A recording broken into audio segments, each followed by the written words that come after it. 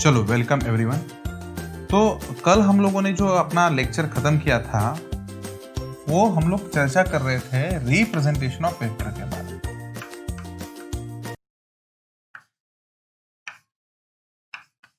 Representation of vector, इसके बारे में हम लोग चर्चा कर रहे थे और एक वेक्टर को कैसे रिप्रेजेंट करना चाहिए इसके बारे में हम लोग बात कर रहे थे, है ना। और हम लोगों ने बेसिक कुछ चीजें भी हम लोगों ने देखी। सबसे पहली चीज हम लोगों ने क्या देखी, मैग्नीट्यूड के बारे में बात की हम लोगों ने, है ना। और मैग्नीट्यूड ऑफ अ वेक्टर को हम लोगों ने लिखा था कल एफ, या इसको मॉड ऑफ एफ ऐसा भी बोला जाता है ना। इसको वेक्टर ऐसा भी लिख सकते हैं या वेक्टर बार ऐसा भी लिख सकते हैं कि नहीं। और ये तुम लोग कंसिडर कर सकते हो 10 न्यूटन। यहां पे मैग्नीट्यूड में फोर्स की सिर्फ वैल्यू दी जाती है और यहां पे डायरेक्शन हम लोग बताते नहीं, because it is only magnitude. लेकिन अगर हम लोग वेक्टर एफ के बारे में चर्चा करने वाले हैं तो वेक्टर एफ के लिए हम लोग ऐसा रिप्रेजेंट करते हैं, एक तो एफ वेक्टर रिप्रेजेंट करते, नहीं तो एफ बार रिप्रेजेंट करते। और यहाँ पे देते वक्त हम लोग देते 10 न्यूटन और इसको बोलेंगे कॉमा, और यहाँ पे लिखेंगे 30 डिग्री विथ एक्स एक्सिस, है ना। हम लोगों ने ऐसी चर्चा करी थी। अब इसका मतलब क्या हुआ कि अगर हम लोगों ने ये एक्स एक्सिस कंसिडर किया तो इस एक्स एक्सिस के साथ हमारा वेक्टर यहां पे ये एंगल करेगा ऐसे, ठीक है। और ये एंगल इसका कुछ तो होगा 30 डिग्रीज और इसका यहां पे मैग्नीट्यूड होगा। तो स्केल वगैरह लेके हम लोगों ने मैग्नीट्यूड लिखा था, लेकिन मैं यहां पे डायरेक्टली वैल्यू ही लिख देता हूं 10 न्यूटन, ठीक है। सो this is the first way of representation. अब हम लोग इसका रिप्रेजेंट करने का एक दूसरा तरीका हम लोग देख सकते हैं, ठीक है। एंड इसको हम लोग बोलेंगे with the help of directions. अब with the help of directions इसका मतलब क्या हुआ, कुछ स्टैंडर्ड डायरेक्शंस हम लोगों ने मानी है फिजिक्स में। स्टैंडर्ड डायरेक्शन हम लोगों ने मानी है, या जनरल लाइफ में भी हम लोगों ने कुछ स्टैंडर्ड डायरेक्शन मानी है। और इसको हम लोग लिखते हैं नॉर्थ, साउथ, ईस्ट, वेस्ट। इसको बेसिकली हम लोग याद रखते हैं न्यूज की तरह। तो this is north, east and E, west and south. तो इसको लिखते वक्त हम लोग ऐसा लिखते हैं, ये यहां से यहां तक एन ई डब्ल्यू और उसके बाद में एस, ऐसे एन ई डब्ल्यू एस। तो ये हो गया news, north south east waste. ये 4 डायरेक्शन तो है, और इस डायरेक्शन के सिवा हमारे पास और कुछ डायरेक्शंस भी हैं। मतलब क्या, इनको छोड़ के हम लोगों ने ये कंसिडर किया, ये अगर 2 परपेंडिकुलर लाइंस मैंने बनाई नॉर्थ साउथ और ईस्ट वेस्ट के बीच में, तो यहां पे अगर तुम लोग देखो तो ये हो जाएगा नॉर्थ ईस्ट, है ना, नॉर्थ ईस्ट हो जाएगा, और ये हो जाएगा साउथ वेस्ट, बराबर। यहां पे भी तुम लोग लाइन ड्रॉ कर सकते हो, तो ये वाली लाइन डायरेक्शन आ जाएगी, है ना। और यहां पे जब तुम लोग लिखोगे तो तुम लोग यहां पे लिखोगे नॉर्थ वेस्ट और यहां पे लिखोगे तुम लोग साउथ ईस्ट। तो ये डायरेक्शंस हम लोगों ने मानी है। तो प्राइमरी डायरेक्शंस हो गए हमारे पास 4, नॉर्थ साउथ ईस्ट वेस्ट, और सेकेंडरी डायरेक्शन हो गए हमारे पास 4। ऐसी 8 डायरेक्शन हम लोगों ने मानी है।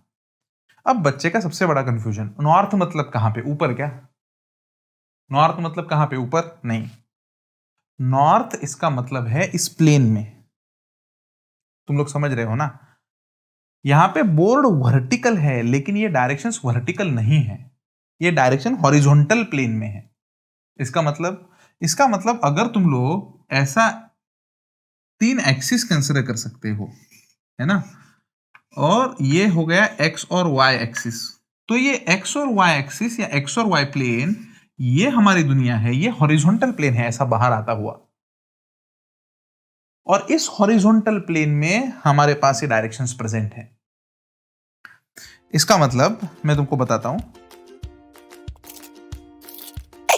ये जो डायरेक्शंस हम लोगों ने ली है इसको हम लोग नॉर्मली पेपर पे लेते हैं, ठीक है।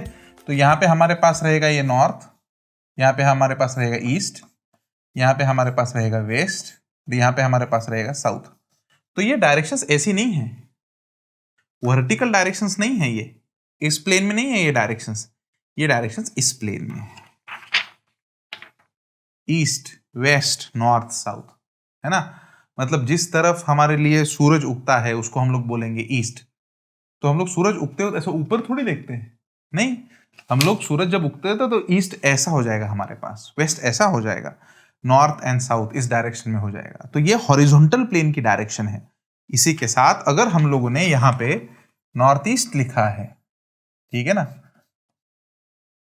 यहाँ पे अगर हम लोगों ने साउथ वेस्ट लिखा है, यहाँ पे हम लोगों ने लिखा है साउथ ईस्ट और यहाँ पे लिखा है नॉर्थ वेस्ट, तो ये भी डायरेक्शंस कुछ ऐसे वर्टिकल डायरेक्शंस नहीं है, ये इस प्लेन में डायरेक्शंस हैं, ये एक्स वाई प्लेन में डायरेक्शंस है, ऐसी डायरेक्शंस हैं। तो ये हॉरिजॉन्टल प्लेन में होने वाली डायरेक्शंस है।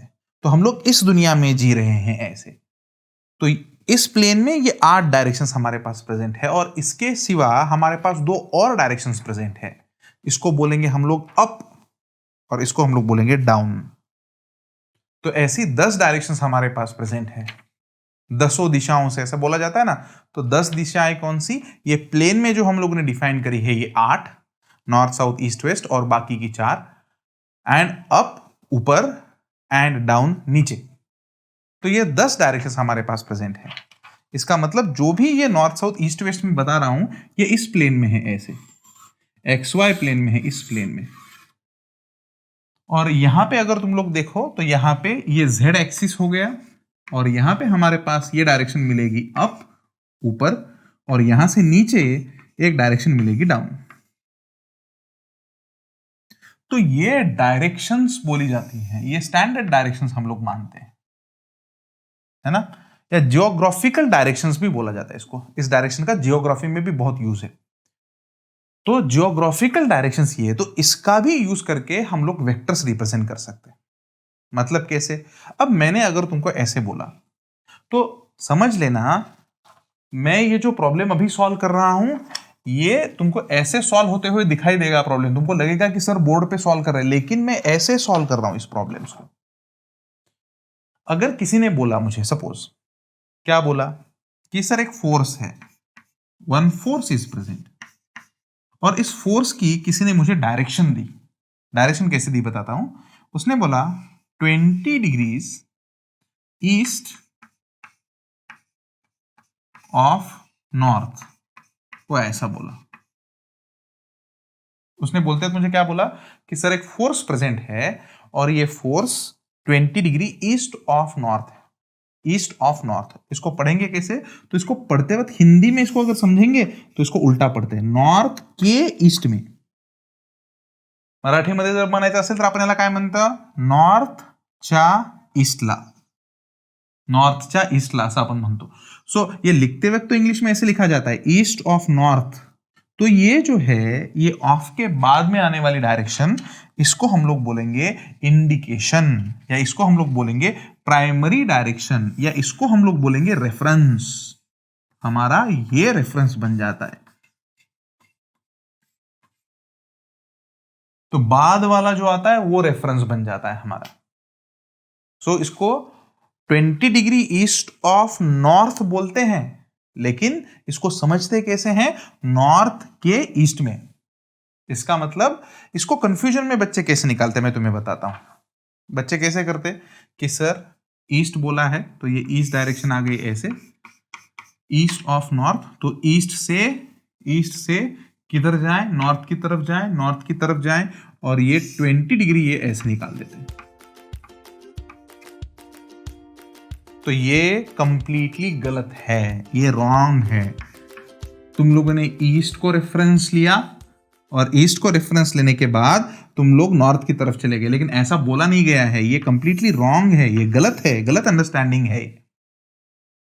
तुमको इसको कैसे समझना है, तो तुमको इसको उल्टे डायरेक्शन में समझना है। ईस्ट ऑफ नॉर्थ ऐसे बोला गया है, तो इसका मतलब तुम्हारा पहला रेफरेंस नॉर्थ रहेगा। तो तुम लोग यहां पे नॉर्थ ले सकते हो, पहला रेफरेंस तुम्हें जो लेना है वो नॉर्थ रेफरेंस लेना है। तो इस तरह से पहले मार्क करो नॉर्थ को, ये नॉर्थ तुम्हारा रेफरेंस हो जाएगा। पहले ईस्ट आया, इसका मतलब ईस्ट नहीं रेफरेंस लेना है, ईस्ट ऑफ नॉर्थ, नॉर्थ के ईस्ट में। तो नॉर्थ पहले रेफरेंस लेना है। नॉर्थ रेफरेंस लेने के बाद क्या होगा, इस नॉर्थ से तुम लोगों को ये चारों डायरेक्शन पता होनी चाहिए। सो N E W और S न्यूज बन गया हमारा ये। अब नॉर्थ से शुरू करेंगे और किधर जाएंगे, ईस्ट की तरफ। कितना एंगल जाएंगे, 20 डिग्रीज। तो ये 20 डिग्री एंगल गए हम लोग, और ये फोर्स हमारा इस डायरेक्शन में एक्ट हो रहा है। इसी को बोलेंगे 20 degrees east of north, north के ईस्ट में। करेक्ट। चलो इसका और एक एग्जांपल करवाता हूं, ध्यान देना। लेकिन इसको समझोगे कैसे? ये तुमको लग रहा है कि मैंने ये वर्टिकल निकाला है, नहीं नहीं, ये एक्चुअल में कैसा है, एक्चुअल अपनी लाइफ में अगर तुम लोग देखोगे तो वो कैसा है। तो ये ऐसा कुछ है, तो ये इस तरह से है। ये नॉर्थ हो गया, ये तो नॉर्थ की लाइन हो गई ऐसी, नॉर्थ की, ठीक है ना। ये ईस्ट वेस्ट की लाइन हो गई। तो नॉर्थ के ईस्ट में हम लोग ऐसे गए, तो तुम लोग बुक में निकालते तो ऐसे निकालोगे, और ये तुम्हारे पास आ गया 20 डिग्रीज, ठीक है। और ये तुम्हारे पास आ गया फोर्स। लेकिन तुम लोग मुझे बताओ, तुम लोग सॉल्व करते हो तो बुक क्या ऐसे रख रहे हो क्या? तुम तो बुक ऐसे रखोगे बराबर। तो इस प्लेन में रखने के बाद तुम्हारे पास, तुम्हारे सामने, तुम जिधर भी नॉर्थ की तरफ हो अगर, तो नॉर्थ की तरफ मुंह करके रखो। तो नॉर्थ से तुमको फोर्स इधर लेके जाना है। इसका मतलब ये फोर्स हॉरिजॉन्टल प्लेन में है। ऐसा वर्टिकली मतलब ये ऊपर जाने वाला फोर्स नहीं है, ये हॉरिजॉन्टल प्लेन में है, मतलब इस प्लेन में फोर्स प्रेजेंट है। तो तुमको ऐसे डायरेक्शंस मार्क करनी पड़ेगी, और इस प्लेन में तुम्हें देखना पड़ेगा कि भाई साहब फोर्स तो इधर जा रहा है। ये ऊपर जाने वाला फोर्स नहीं है, जेड डायरेक्शन में जाने वाला फोर्स नहीं है, ये इस डायरेक्शन में जाने वाला फोर्स है जो नॉर्थ के साथ 20 डिग्री एंगल करता है। इसको ऐसे समझो। Let us go for another example. अगर मैंने ऐसा बोला, वेलोसिटी है बॉडी की, क्या दी मैंने, बॉडी की वेलोसिटी दी, और मैंने बोलते तो ऐसे बोला 60 डिग्रीज साउथ ऑफ वेस्ट। मैंने ऐसे बोला यहां पे 60 डिग्रीज साउथ ऑफ वेस्ट। इसका मतलब क्या हुआ कि तुम्हारा रेफरेंस पॉइंट कौन सा रहेगा, रेफरेंस डायरेक्शन कौन सी रहेगी। साउथ तुम्हारी रेफरेंस डायरेक्शन रहेगी क्या? नहीं। ऑफ के बाद में, तो इसको हिंदी में कैसे पढ़ेंगे, वेस्ट के साउथ में। तो ऑफ के बाद में जो डायरेक्शन आती है ये तुम्हारी रेफरेंस डायरेक्शन हो जाएगी। This will be your reference direction. तो इसको तुम लोग रेफरेंस मान सकते हो, इसको तुम लोग बेसिक डायरेक्शन कंसिडर कर सकते हो। तो जब तुम लोग डायग्राम निकालोगे तो तुम लोग अपनी अपनी 4 डायरेक्शंस निकालोगे। तो यहां पे मैं ये 4 डायरेक्शंस मार्क करूंगा, तो ये पहली और ये दूसरी। तो ये मेरे पास हो गया नॉर्थ, ये मेरे पास हो गया साउथ, ये मेरे पास सॉरी, ये मेरे पास हो गया ईस्ट, ये मेरे पास हो गया वेस्ट, और ये मेरे पास हो गया साउथ। अब वेस्ट को रेफरेंस लो, वेस्ट को मैंने रेफरेंस लिया, इसको मैंने रेफरेंस सेलेक्ट किया। क्यों? क्योंकि ये ऑफ के बाद में आया हुआ है। साउथ ऑफ वेस्ट, इसका मतलब वेस्ट के साउथ में। तो वेस्ट से चालू करना है और साउथ की तरफ जाना है। तो भाई साहब साउथ की तरफ आएंगे, कितना एंगल आएंगे, 60 डिग्री एंगल आएंगे। तो ये वेलोसिटी आ गई हमारे पास। So this is the velocity, and ये वेलोसिटी 60 डिग्री एंगल करती है। सो स्टैंडर्ड डायरेक्शन जो हमें अब तक पता है, उन डायरेक्शन का भी यूज करके हम लोग एक वेक्टर की डायरेक्शन बता सकते हैं। एक तो एक्स वाई जेड एक्सिस के साथ कितना एंगल करता है ये बता दो, या नॉर्थ साउथ ईस्ट वेस्ट इनके साथ कितना एंगल करता है ये बता दो। मतलब अल्टीमेटली तुम्हें उस वेक्टर की डायरेक्शन ही बतानी है। तो डायरेक्शन बताने के हम लोगों ने 2 तरीके पहले से ही सीखे। एक तो पहला तरीका हम लोगों ने सीखा एक्स एक्सिस के साथ एंगल जो है वो बता, और दूसरा तरीका हम लोगों ने सीखा स्टैंडर्ड डायरेक्शन का यूज करो। नॉर्थ साउथ ईस्ट वेस्ट इन डायरेक्शंस का यूज करके हम लोग फोर्स की या किसी भी वेक्टर की डायरेक्शन बता सकते हैं। अब ये तीसरा तरीका है दोस्तों, कोऑर्डिनेट्स का यूज करके। इसका मतलब क्या है, हम सब लोग कोऑर्डिनेट सिस्टम के बारे में जानते हैं। हम लोग जानते हैं कि ये एक्स एक्सिस है और ये जानते हैं कि ये वाई एक्सिस है, ये ओरिजिन है, हम लोग जानते हैं। तो तुमको ऐसा दिया होगा प्रॉब्लम में, फोर्स अगर सपोज है, फोर्स एक वेक्टर है, so force is directed directed towards 1,1 from origin.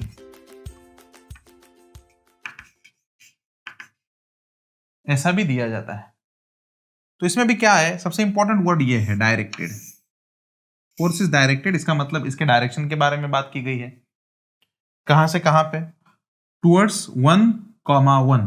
तो 1,1 हम लोग ये पॉइंट ले सकते हैं यहाँ पे, ये ऐसा 1,1 पॉइंट होगा, ये इधर, इसके कोऑर्डिनेट हमारे पास प्रेजेंट है 1,1।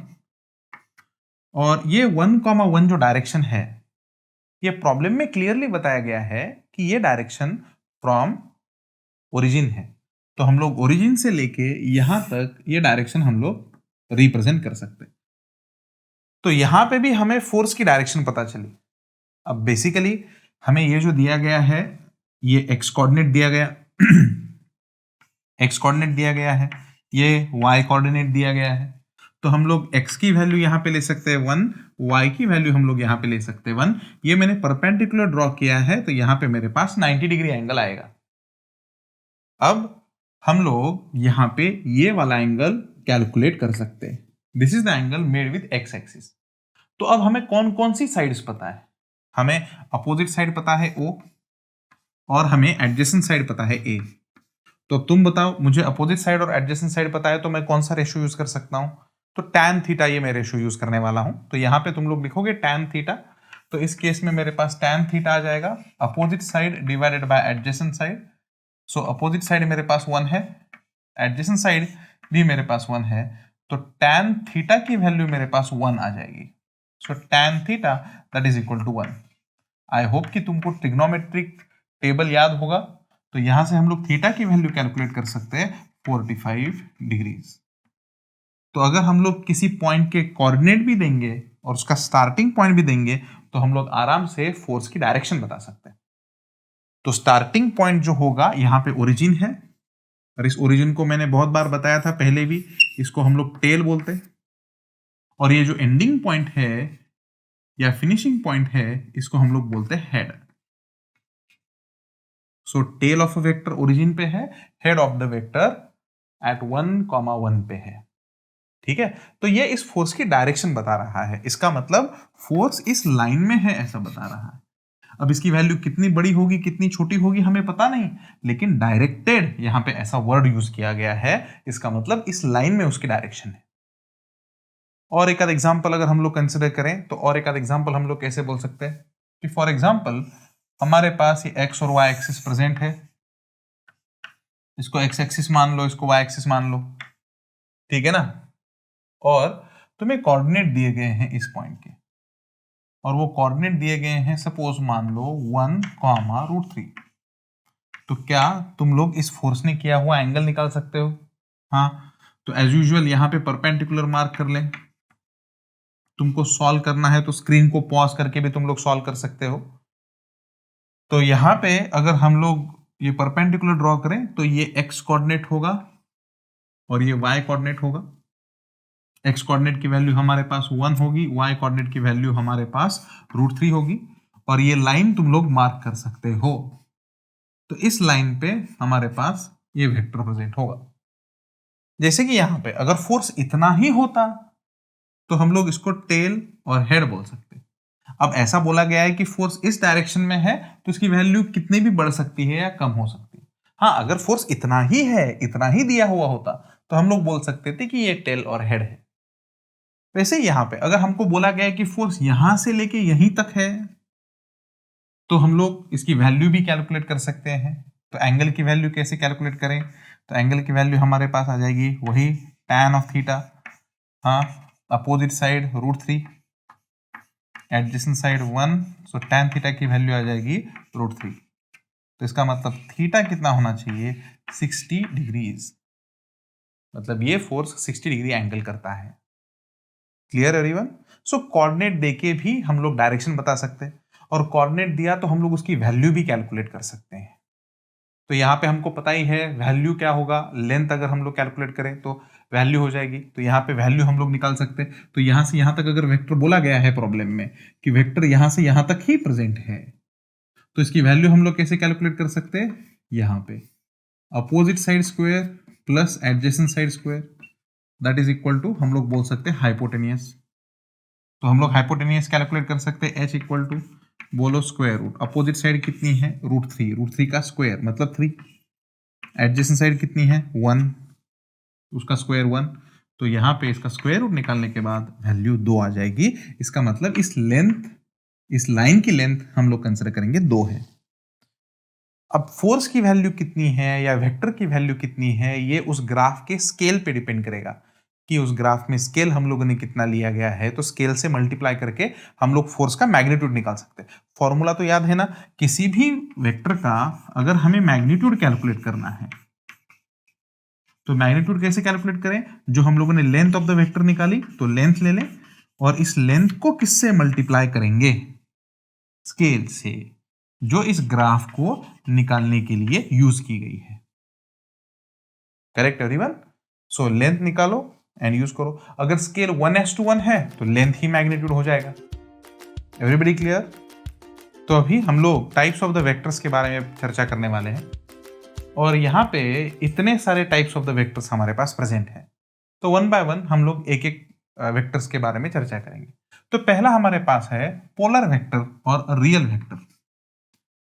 तो पोलर वेक्टर और रियल वेक्टर का अगर हम लोग एग्जाम्पल कंसिडर करें, इसका एग्जाम्पल अगर तुम लोग कंसिडर करो तो फोर्स इसका एग्जाम्पल है, वेलोसिटी इसका एग्जाम्पल है। पोलर वेक्टर्स मतलब ऐसे वेक्टर्स होते हैं कि जिनका एक फिक्स्ड स्टार्टिंग पॉइंट होता है। मतलब अगर हम लोगों ने फोर्स लिया और फोर्स का ये अगर हम लोग हमारे पास मास प्रेजेंट है और इसके ऊपर हम लोगों ने फोर्स लगाया, तो इस फोर्स का एक फिक्स्ड स्टार्टिंग पॉइंट होगा और इस फोर्स का एक फिक्स्ड एंडिंग पॉइंट होगा। ठीक है ना? तो ये फोर्स यहां से यहां तक डायरेक्टेड है। या अगर हम लोगों ने वेलोसिटी के बारे में चर्चा करी तो वेलोसिटी यहां पे ऐसी होगी, यहां पे ये वेलोसिटी, तो इसका एक फिक्स्ड स्टार्टिंग पॉइंट होगा और यहां से ये वेलोसिटी बिगिन करेगी। पोलर वेक्टर मतलब ऐसा वेक्टर है दोस्तों कि जो रियलिटी में प्रेजेंट होगा, जिसके इफेक्ट हमको इमीडिएटली दिखते हैं एंड जिसकी डायरेक्शन, अभी सबसे इंपॉर्टेंट बात, इसकी डायरेक्शन जो है पोलर वेक्टर, किसके बारे में बात कर रहा हूं, पोलर वेक्टर, पोलर वेक्टर की डायरेक्शन, पोलर वेक्टर की डायरेक्शन कोऑर्डिनेट सिस्टम पे डिपेंड नहीं करती। तो जो भी तुम्हारा कोऑर्डिनेट सिस्टम है, डायरेक्शन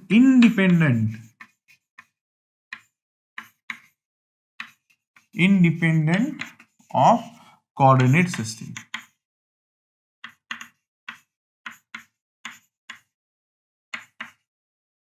कोऑर्डिनेट सिस्टम पे पोलर वेक्टर की डायरेक्शन डिपेंड नहीं करती। मतलब तुम लोग कोऑर्डिनेट सिस्टम कुछ भी कंसिडर करो, पोलर वेक्टर वैसा का वैसा ही रहेगा। अब तुम लोग ऐसा सोचोगे, सर सपोज यहां पे ये पुणे है और यहां पे ये नांदेड़ है, ठीक है ना? तो अगर कोई आदमी पुणे में है तो वो नांदेड़ बोलेगा, नांदेड़ इस डायरेक्शन में है ना? तो अगर हम लोगों ने इस आदमी को ऐसे पूछा कि भाई नांदेड़ कहां पे है, तो आदमी बोलेगा कि नांदेड़ उधर है। लेकिन अगर कोई आदमी अगर सपोज यहां पे है लातूर में, ठीक है, तो अब ये मत बोलना, व्हाट्सएप मत करना कि सर डायग्राम आपका नकाशा गलत हो गया। एज एग्जांपल बोल के ले रहा हूं, अगर कॉन्फिडेंस नहीं है तो जी मैप्स देख लेना। अगर लातूर के पास जो प्रेजेंट है, लातूर में जो आदमी प्रेजेंट है, उस आदमी को अगर हम लोगों ने बोला कि नांदेड़ किधर है, तो लातूर वाला बोलेगा कि नांदेड़ तो इस डायरेक्शन में है।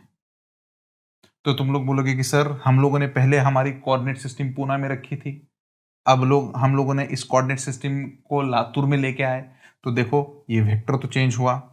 नहीं बेटा, तुम लोगों ने इस वेक्टर को बराबर डिफाइन नहीं किया है। एक वेक्टर को ऐसे नहीं डिफाइन करते। नांदेड़ किधर है इसका मतलब तुम लोग सिर्फ हेड का ही पता पूछ रहे हो ना, लेकिन एक वेक्टर के लिए हेड और टेल दोनों बताना इंपॉर्टेंट है, बराबर? तो इसका मतलब तुम लोग सिर्फ ये नहीं बोल सकते हो कि नांदेड़ इधर है तो नांदेड़ उधर है, नांदेड़ उधर है, तो हर जगह से नांदेड़ अलग अलग पोजीशन पे अलग अलग रहेगा, है ना? तो पूना से अलग पोजीशन पे आएगा, मुंबई से अलग पोजीशन पे आएगा, भोपाल से अलग पोजीशन पे आएगा, दिल्ली से अलग पोजीशन पे आएगा, लातूर से अलग पोजीशन पे आएगा, क्योंकि तुम लोग सिर्फ एक ही पॉइंट हेड के बारे में बात कर रहे हो। तो ये वेक्टर नहीं हुआ। एक वेक्टर को डिफाइन करने के लिए उसकी टेल और उसकी हेड ये दोनों बताना जरूरी है। इसका मतलब इस केस में अगर मुझे पोलर वेक्टर बताना है तो पोलर वेक्टर मैं ऐसे बताऊंगा, पूना से नांदेड़ राइट में है। ठीक, मैंने क्या बोला, पूना से, पुणे से नांदेड़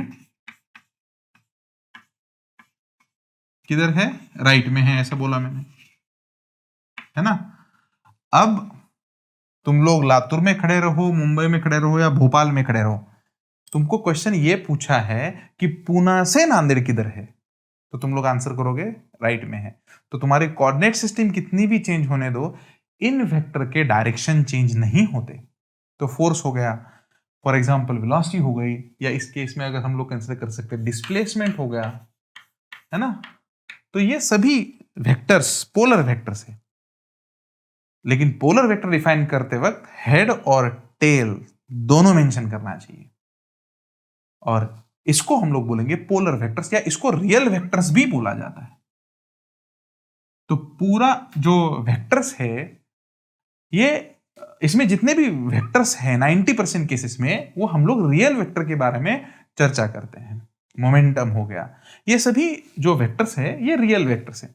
हालांकि एक्सियल वेक्टर का भी बहुत ज्यादा योगदान है फिजिक्स में, लेकिन ज्यादातर हम लोग जब बात करते हैं ना तो हम लोग रियल वेक्टर्स के बारे में बात करते हैं, पोलर वेक्टर्स के बारे में बात कर रहे हैं, क्योंकि उनका पॉइंट ऑफ एप्लीकेशन फिक्स होता है और वो कोऑर्डिनेट सिस्टम के हिसाब से चेंज नहीं होते, इसीलिए वो रियल वेक्टर्स कहलाते हैं। Let us go for axial vectors.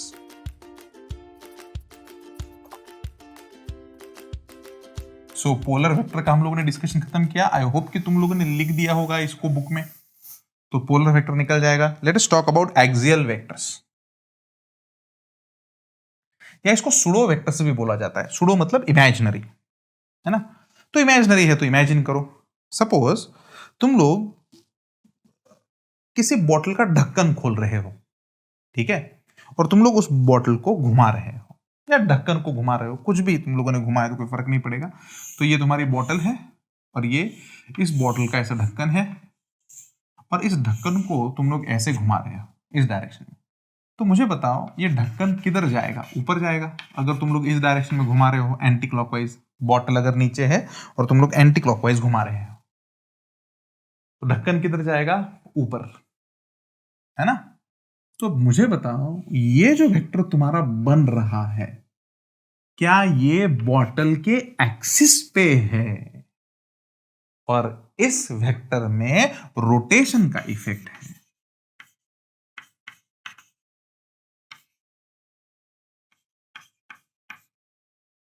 सो बहुत बार ऐसे भी बोला जाता है कि the type of vectors which are created due to rotation effect are called axial vectors.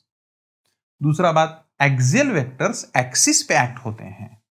अब एक्सिस पे एक्ट होते हैं तो मुझे बताओ किसी बॉडी का एक्सिस, इसका मतलब वो एक पॉइंट हुआ क्या, एक लाइन हो गई, वो लाइन हुई ना, तो लाइन इसका मतलब क्या हुआ, सेट ऑफ पॉइंट्स। इसका मतलब उनका कोई फिक्स पॉइंट तुम लोग बता सकते हो क्या, नहीं। इस केस में मैं इसका डिस्प्लेसमेंट यहां पे भी बता सकता हूं, ये ऐसे, यहां पे भी बता सकता हूं ऐसे, या थोड़ा सा ऊपर जाके मैं यहां पे भी बता सकता हूं ऐसे, यहां पे भी बता सकता हूं ऐसे, या यहां पे भी बता सकता हूं ऐसे। तो जब कोई भी वेक्टर एक्सियल वेक्टर होगा तो उसको एक्सिस पे एक्ट होना पड़ेगा।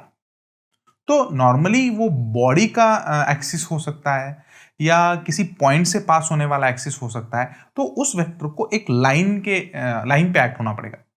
एंड इसकी डायरेक्शन जो दी जाएगी वो राइट हैंड थंब रूल से दी जाती है।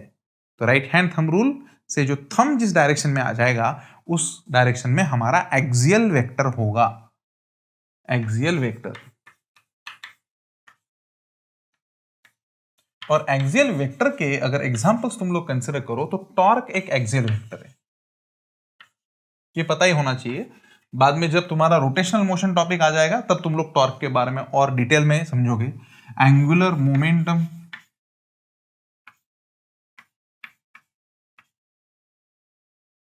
एंगुलर मोमेंटम भी एक एक्सियल वेक्टर ही है, ठीक है। सो एंगुलर मोमेंटम हमारे पास एक्सियल वेक्टर आ गया। तुम लोग ये भी बोल सकते हो ओमेगा एंगुलर वेलोसिटी, या तुम लोग बोल सकते हो एंगुलर एक्सेलरेशन।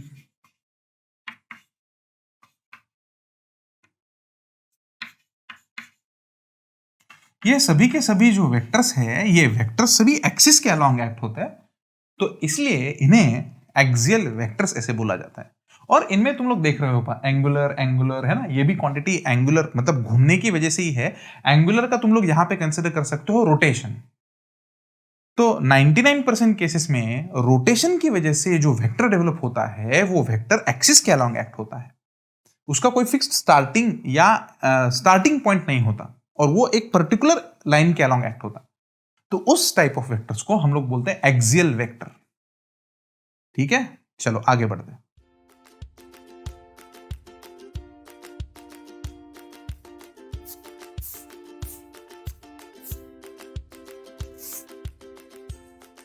तो नेक्स्ट अभी हम लोग देखेंगे लाइक वेक्टर्स और पैरेलल वेक्टर्स। तो आई थिंक ये खत्म हो गया होगा।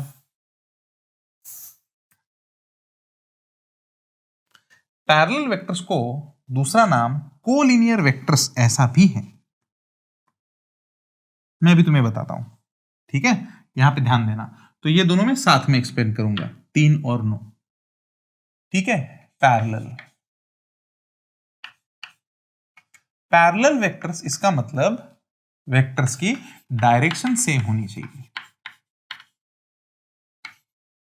डायरेक्शन कैसी होनी चाहिए? सेम होनी चाहिए। अगर वेक्टर की डायरेक्शन सेम है तो उनको हम लोग बोलेंगे पैरेलल वेक्टर्स। और कोलिनियर वेक्टर्स मतलब वन लाइन में एक्ट होना चाहिए। The vectors acting along one line, the vector which represent one line, उसको हम लोग बोलेंगे कोलिनियर वेक्टर्स या vectors acting along one line, बराबर। अभी पैरेलल वेक्टर्स मतलब डायरेक्शन सेम, मतलब इसका मतलब क्या हुआ, देखो यहां पे ये हो गया एक वेक्टर ए वेक्टर, और इसी के डायरेक्शन में ये आ गया, दोनों सेम पैरेलल वेक्टर्स हो गए बी वेक्टर, ठीक है। तो ये ए वेक्टर हो गया, बी वेक्टर हो गया, तो ये दोनों पैरेलल वेक्टर्स हो गए क्योंकि इनकी डायरेक्शन सेम है। अब बच्चे का पहला सवाल, सर ये वेक्टर कोलिनियर कैसे बनेंगे? तो फिजिक्स में एक इंपॉर्टेंट थ्योरम है, किसी भी वेक्टर को अगर चेंज करना है, देखो देखो वेक्टर के पास क्या होता है, वेक्टर के पास क्या होता है, डायरेक्शन। और डायरेक्शन को हम लोगों ने अब तक कैसे समझा है, डायरेक्शन मतलब क्या है हमारे लिए, तो हमारे लिए डायरेक्शन मतलब एंगल है, ठीक है ना। और हम लोगों ने वेक्टर के पास और एक चीज होती है, उसका नाम क्या होता है, मैग्नीट्यूड। तो एक वेक्टर के पास दो चीजें होती है, डायरेक्शन और मैग्नीट्यूड। मैग्नीट्यूड को हम लोगों ने बोला है कि चलो लेंथ बोला है हम लोगों ने, स्केल से मल्टीप्लाई करना पड़ता है लेकिन अभी मान लो यहां पे लेंथ है। तो किसी भी वेक्टर को दो चीजें होती हैं, एक है एंगल मतलब डायरेक्शन, एंड दूसरा हो गया मैग्नीट्यूड, उसका मतलब उसका लेंथ। तो किसी भी वेक्टर का अगर लेंथ बड़ा है इसका मतलब उसका मैग्नीट्यूड बड़ा है, और उसका एंगल अगर दिया गया है तो इसका मतलब उसका डायरेक्शन हमें दिया गया है।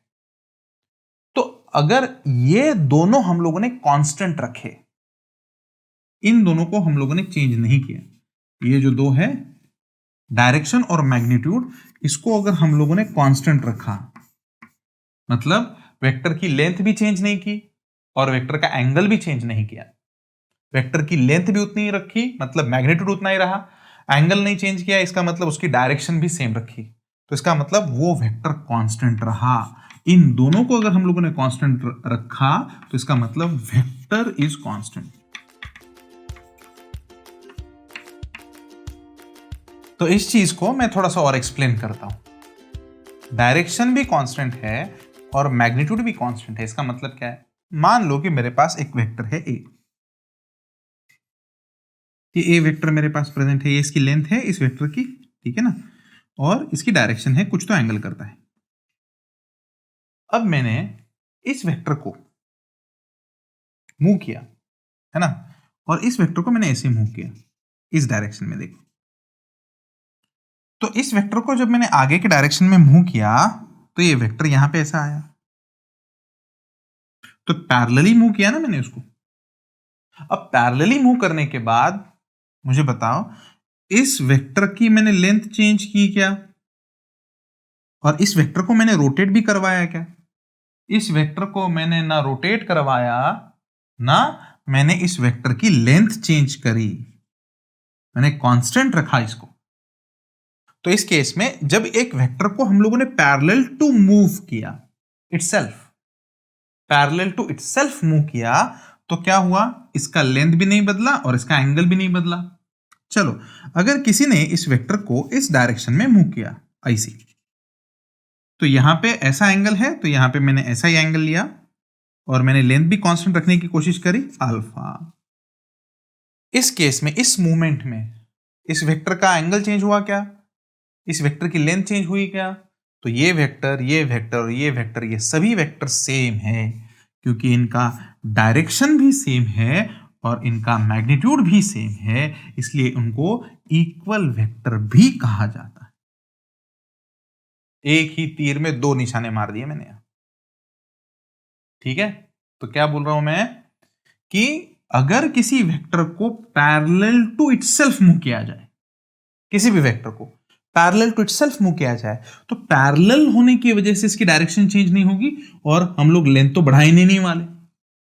तो इसका मतलब लेंथ हमारे पास कांस्टेंट मिलेगी, मैग्नीट्यूड भी कांस्टेंट मिलेगा। तो इससे हम लोगों ने क्या सीखा, vector move parallel to itself. कैसे मूव किया, पैरेलल टू इटसेल्फ,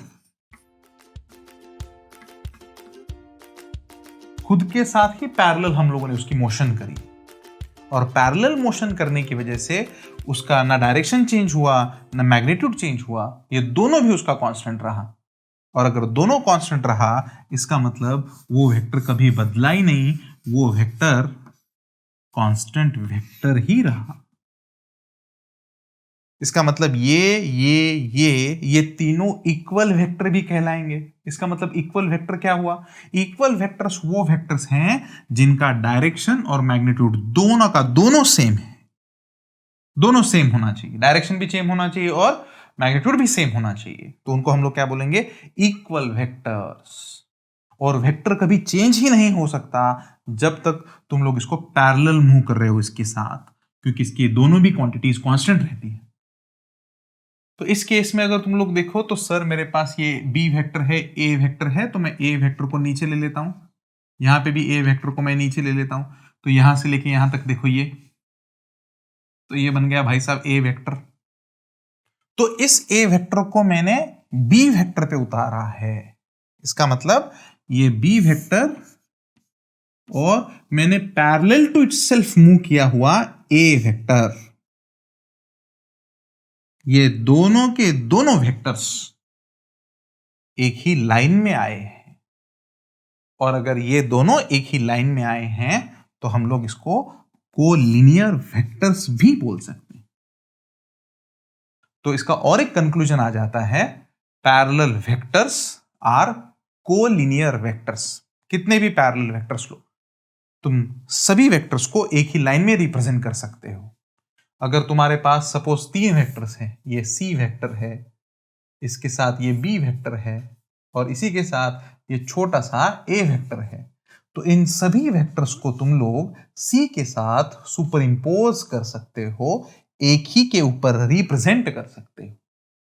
तो ये फाइनली डायग्राम बनेगी, ये सी, इसी के ऊपर बी और इसी के ऊपर ए। और अगर ऐसा हुआ तो इसका मतलब ये तीनों वेक्टर्स कोलिनियर वेक्टर्स हैं। एंड इक्वल वेक्टर होने के लिए डायरेक्शन भी सेम चाहिए एंड मैग्नीट्यूड भी सेम चाहिए। और इसी के साथ हम लोगों ने लाइक और पैरेलल वेक्टर्स भी खत्म किया और इक्वल वेक्टर को भी खत्म किया। पैरेलल वेक्टर और इक्वल वेक्टर सेम ही है, लेकिन इक्वल वेक्टर में क्या होना चाहिए, मैग्नीट्यूड भी सेम होना चाहिए। तो इक्वल वेक्टर का डेफिनेशन क्या बनेगा, इक्वल वेक्टर में दो चीजें सेम होनी चाहिए, दो वेक्टर का डायरेक्शन भी सेम और दो वेक्टर का मैग्नीट्यूड भी सेम। तो ये डेफिनेशन डिफिकल्ट नहीं है, you can write it down in your notebook. The vectors, equal vector के लिए बोल रहा हूं, the vectors having same direction and magnitude are called equal vectors.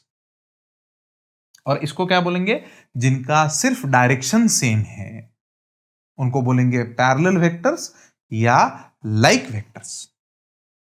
इसके जो रिमेनिंग टाइप्स है ये हम लोग आने वाले लेक्चर्स में देखेंगे, और इसमें मैं और एक टाइप ऐड करने वाला हूं, लेकिन मैं इमीडिएटली यहां पे नहीं पढ़ाने वाला हूं। जब तुमको मैग्नीट्यूड ऑफ वेक्टर कैलकुलेट करने को आएगा तब मैं तुम्हें और एक टाइप बताऊंगा, यूनिट वेक्टर। उस केस में हम लोग यूनिट वेक्टर का डेफिनेशन वगैरह हम लोग देखने वाले, राइट। चलो, thank you everyone, bye bye.